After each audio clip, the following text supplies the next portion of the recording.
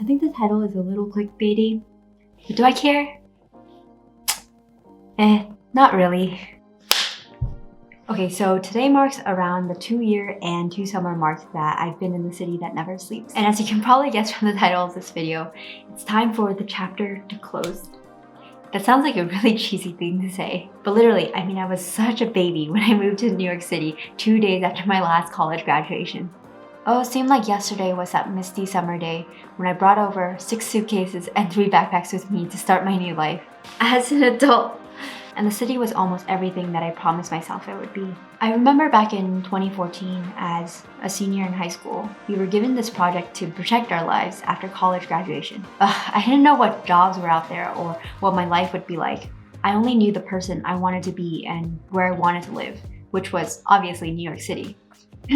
Out of full transparency, this was because I was inspired by Gossip Girl. In any case, I decided that my goal would be to become a software engineer, which might have been the wrong decision to make in retrospect, but that's what I did. So 4 angsty years of college, yearning for the life that I have today. Though in the end, this fantasy that I could continue living life the way I know it must come to an end. It's time to say farewell to the city, the people, the memories. So for now, welcome to the first chapter of the last section of my life as I currently know it.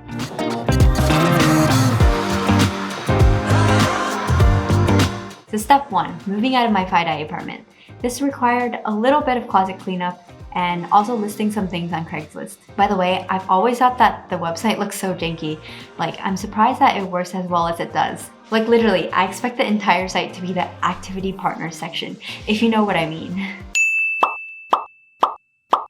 But moving on, let me just say goodbye to the lack of sunshine, blocked out by excessively tall buildings trying to outgrow each other. Goodbye to lost tourists trying to find the World Trade Center on the east side of the neighborhood after getting off the wrong subway line. Goodbye to running into my coworkers, running into my platonic guy friends in the morning, and their subsequent wondering about my non-existent love life. Goodbye to my front yard that smells of dog pee, to smelly, narrow streets that I avoid at all costs, and also rats bearing in and out of garbage heaps. Or is that just a New York thing? Well, I won't miss living in a doorless, wall-less living room, but I will miss my proximity to accessible working professional fast food, my peaceful morning runs by the pier, and perhaps the way the emptiness of the neighborhood can feel strangely comforting after coming back from a crowded party full of strangers you'll never see again. Well, that's it. It's time for the second chapter.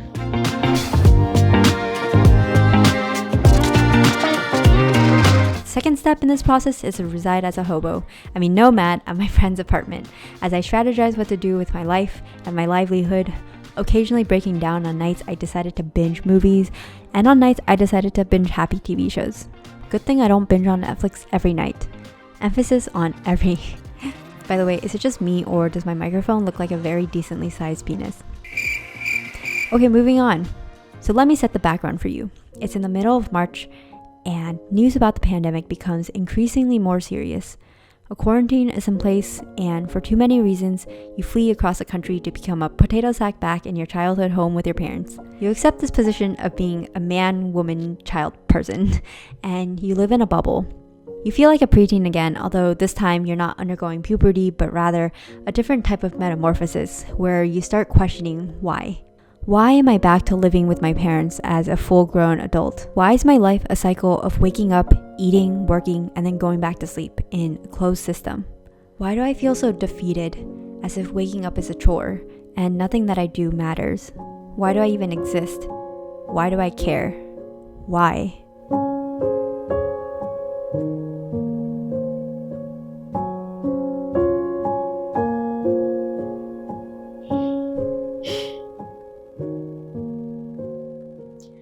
Why is it so hard to move to a different country? This is already the second time that I've applied for a visa. I've already paid like $2,500 in application fees and mandatory health insurance. And you ask, why did I apply again? Well, it's because when you apply for a visa, you have to sign up for this mandatory biometrics appointment, where basically they take your picture and record your fingerprints. So great, I can no longer hide my identity from the government. Anyway, basically, to sign up for a biometrics appointment, you have 2 options. So one is through the USCIS, which is the United States Citizenship and Immigration Services, and the other one is through the VFS Global Office, which is Visa Facilitation Services Global.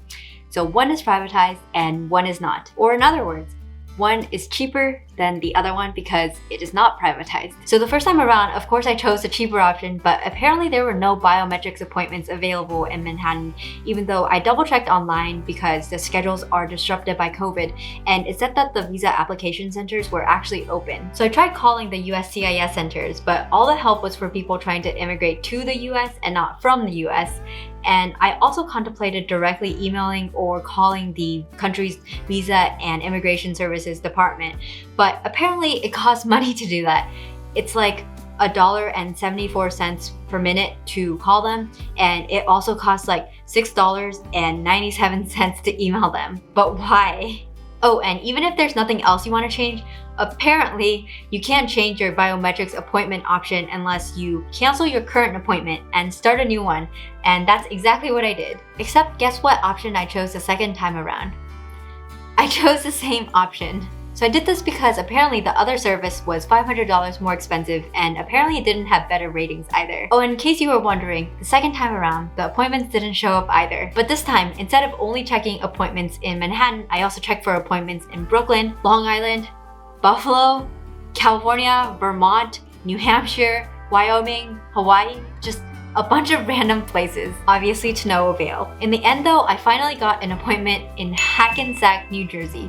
Where is Hackensack even? Also, the website said that the visa decision was kind of guaranteed in 15 days. I didn't realize that they were 15 business days, which I guess I should have realized. But my point is, at the end of the day, I didn't think that I needed to pay $400 extra in order to expedite my application on top of the money that I was already paying for the application. But of course, by the time that I realized I wanted to give my money away to a foreign government in order to enter their country, the website told me that I would need to cancel my application again. So naturally, I didn't do that, and now we're playing the waiting game.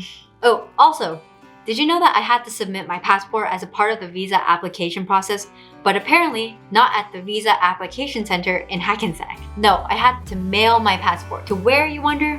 Well, to 45th Street in New York City. I paid around $70 in express UPS shipping for someone to deliver a few sheets of paper a few blocks from where I live.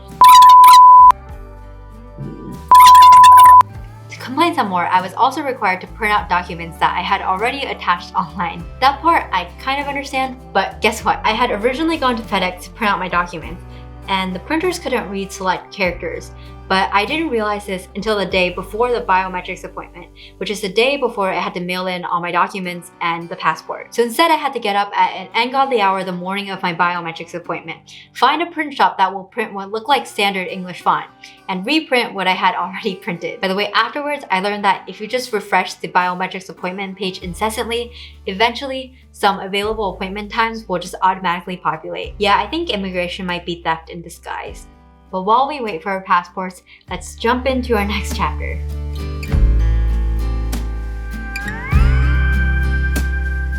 I'm not the best at saying goodbye, but I'll try. So this is a penultimate step before I leave the city for good. I didn't get a chance to see most people before I left, and I definitely didn't say goodbye to a lot of them, although a lot of people might have heard through word of mouth. So here's my goodbye to the city without saying goodbye.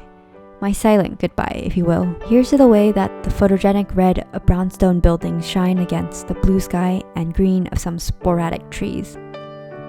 I'll cherish the memories whether they bring smiles or tears. I still sometimes replay the video I took in summer of 2019 when I was moving out of my first apartment in the city. I was returning my room keys, but I decided to visit my room for the last time. There were definitely bittersweet tears that night, matched by the thunderstorm in the distance. And the rain, despite the construction and the strikingly homely facade of Madison Square Garden, made the city more beautiful than it already was. I'll always remember the friends, the foes, the fellow humans whose paths I've collided with over these past couple of years. So, thank you, and keep in touch.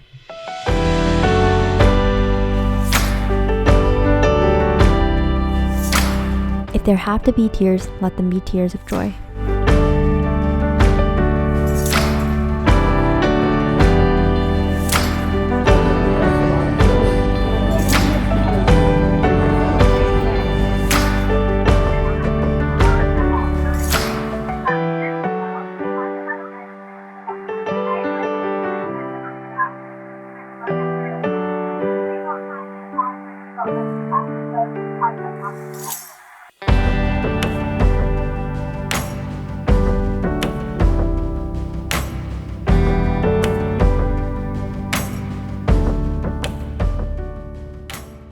So you, yes, you, thank you for taking the time to be disgustingly nostalgic with me, and I think it's time to close the book on this one. I'll see you soon.